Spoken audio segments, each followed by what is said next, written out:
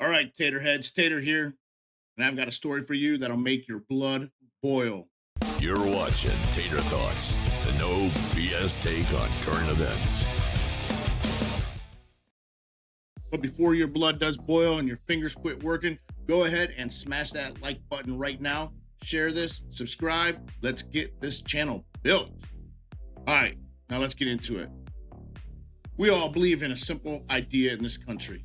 If you do the crime, you do the time, especially when the crime is against a child, especially when the proof is undeniable, and especially when the person responsible looks the authorities in the eye and admits what they did, especially when it is so easily provable by DNA. So what happens when all of those things are true and the system just lets a guy walk? Let's travel to Craighead County, Arkansas. We have a 23-year-old man, Mason Lee Gibson. Now, the official report says that last year at age 22, he had been drinking heavily. Been there, done that. But what he does next is not what any normal person does. While under the influence, he engages in an intimate act with a minor, an act that resulted in that little girl carrying his child.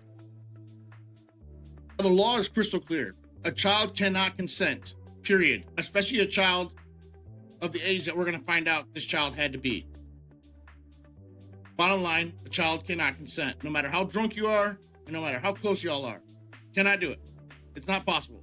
So when the authorities caught up with him, they did exactly what you'd expect. They hit him with a felony charge. For YouTube's sake, I'm going to replace one word with intimate, and I'm sure you know what that is.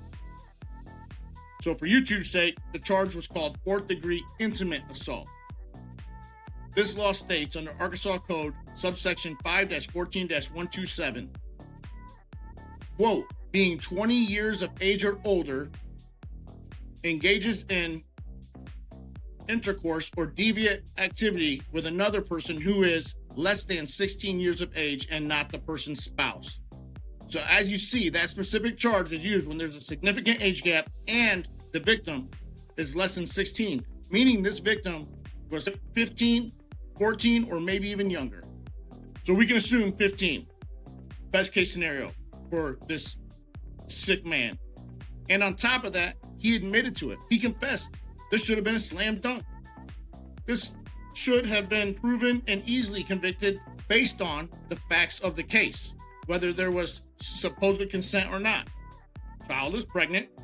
DNA test proved that the child was his. Difference of age. The facts are there. There was no need for a plea bargain here, especially for what this guy got. So this is where the story takes a nosedive right off of a cliff. Instead of facing that felony for what he did to a child, the prosecutor's office offered Mason Gibson a deal. They let him plead guilty to a simple misdemeanor, quote, endangering the welfare of a minor, unquote. That was the misdemeanor. So let's be crystal clear. A then 22-year-old man, a victim who was 15 years old or younger, confession, and the sentence handed down by Judge Scott Ellington for this profound violation is 1 year of probation, fines, and parenting classes. He essentially walks free with parenting classes. I mean, I'm not kidding here. You commit an act that creates a child in the most twisted of circumstances, and the court's solution is to teach you how to be a parent? It's absolute madness. Not even a single day behind bars, minus maybe while he was waiting for his charges to be heard. Now, I talk a lot on my show, on this show, our show, about what's going on in the big cities and some of these blue states, these leftists. We have almost grown accustomed to it. Madness. We see prosecutors in places like Los Angeles, New York, Chicago, Minneapolis, Detroit, wherever, who seem allergic to putting criminals in jail. And unfortunately, we kind of expect that kind of nonsense there. But this is Jonesboro, Arkansas, a city of maybe 80,000 people and a county of 111,000 people. This is the heartland. This is where we're supposed to have common sense. This is where the line between right and wrong is supposed to be bright and clear. This is the Bible Belt, for God's sakes. What is happening in our judiciary? What is Judge Scott Ellington thinking? What prosecutor believed that that was justice? This shows the rot isn't just in the places you'd expect. It's spreading everywhere. This man got a deal and she got a life sentence. Do you agree? Disagree? Let me know what you think down in the comments. Am I the only one who sees this as a complete breakdown of justice? Share this video, because if this can happen in Jonesboro, Arkansas, on a case this open and shut, it can happen anywhere. We need to end this madness. I'm Tater, and that has been today's Tater Thought.